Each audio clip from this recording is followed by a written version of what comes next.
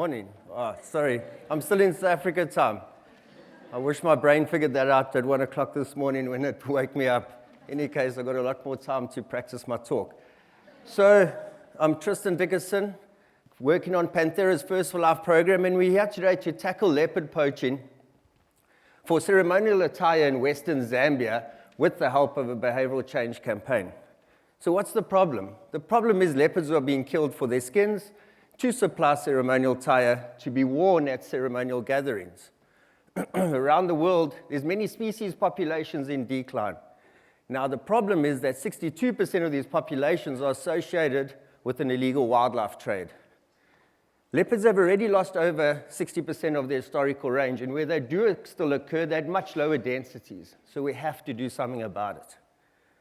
One of the main threats facing leopards is people killing them for their skins to create these ceremonial regalia or attires, and there's many different groups that are using it, and we are continuing to work with more and more groups. But today we're going to focus on two main groups. So who's contributing to it and what are they doing? So we're not looking at the primary components, we're not looking at the poacher, we are going to look at the influencing sector of the behavioral change, which are the people who are using the furs themselves. The first group we're looking at is the Shembis. The Shembi religion has over 5 million followers, and of that, we estimate about 18,000 members to be wearing a leopard skin amambatha or shoulder garment. This results in a demand of about 800 to 1,200 leopards per year just for this user group. The second group we're going to talk about is off to Zambia, where the Barotse royal establishment moves the king from a wet palace to a dry palace in this beautiful ceremony and this barge, paddled by 200 men who are all donning a skirt called a lepertello, made out of wild cat skins, majority of which are leopards. They also wear a mashukwe on their head, which is a piece of lion mane.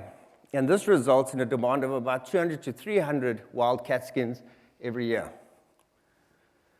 So what's the intervention? We looked in the Shembi religion, and 10% of the followers there were wearing fake fur already. There wasn't very high quality fake fur, but we asked them, why are you wearing this? They couldn't afford the real one. Would you still get a real leopard skin? Yes, I'm going to save up to get one. So we thought, let's tackle this component of it. So we want to make a high accuracy fake leopard fur, which has now shifted to other cats. So we took real leopard furs that have been poached, and we digitized them into a format on the right, which then can get inputted into a machine called a jacquard knitting machine. This is exactly how your fluffy toys are made, but we're using a high accuracy design.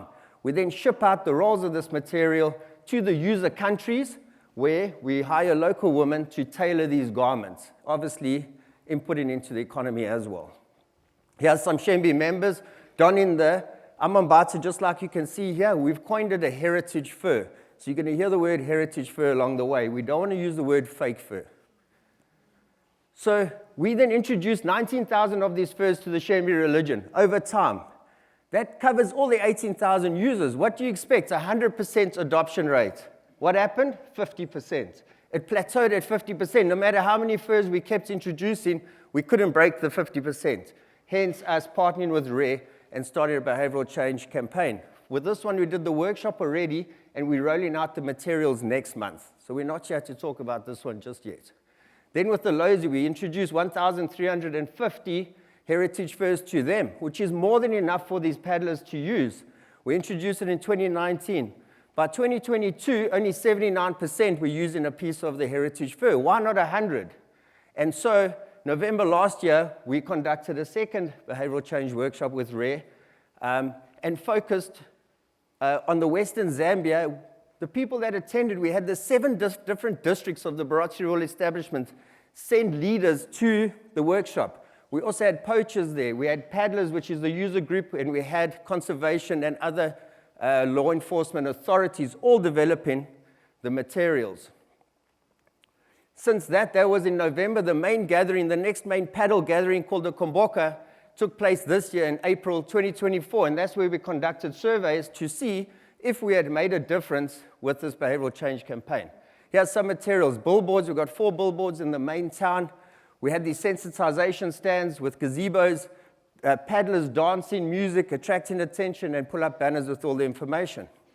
We also created a song. Currently, this song is being played on 5 radio stations in Zambia 3 times a day for the last 3 months and will continue for the next 3 months. We're expecting to reach 2.5 million listeners.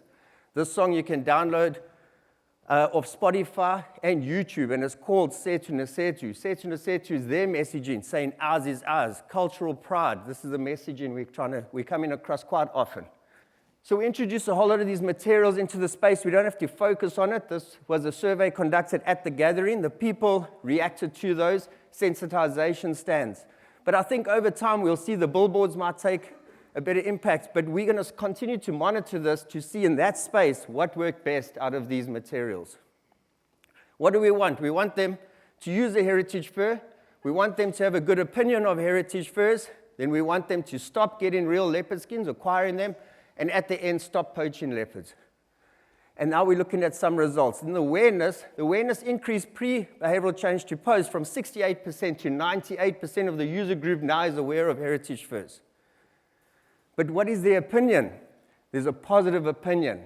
94% had a positive opinion on their heritage furs, which jumped up from the previous year of 2 years ago, 75%. But what was that opinion? We don't care that you just got a positive opinion. Why? On the right-hand side, we can see BRE decree dropped. So they used to have a positive opinion because their leadership said they had to have. Now look what's jumped up in the 2 left columns. They have a positive opinion because they're conserving wildlife and they're conserving their culture, which was the whole point of the behavioral change campaign and the messaging that we wanted to get out there. Are you going to acquire authentic skins in the future? Over 80% said no, no more. And the question was cat skins. If this was leopard skins, it would be even higher the number of people who said no more acquisition of skins. Did they wear the leopard skins? 2 years ago, 79%, like I said, wore it. At this last gathering, 95% wore our heritage furs. They had a choice. They did not have to choose a heritage fur. And then this relayed across into the survey work, where they are happy to say that they wore the heritage furs, where previously they were a bit concerned to say it. So I want to draw the attention to the leadership. Leadership is crucial. We had high leaders at the behavioral change campaign. 31% of all the user group heard about the heritage furs from their leaders. It just shows how important it is to have them at those workshops. And then this isn't part of the behavioral change campaign, but I just want to show you what the program has done. We were monitoring the leopard population in the Greater Kafue ecosystem, which is a source population of leopards for this user group. And after introducing the fur and starting the program, leopard population has increased significantly within that game reserve. And then, just in conclusion, yes, the behavioral change did help us reduce the demand on leopard skins. But what's next? Scaling. How do we do this next? In eastern Zambia, the Ngonis already invited us there. I've met the king, shown him the products, and he's super excited now to join a partnership. In South Africa, there's 2 more religions, African Congregational Church and African Methodist Church, who have also adopted the use of heritage furs. It's just we need to figure out how do we do this quicker, better, faster. Thank you so much.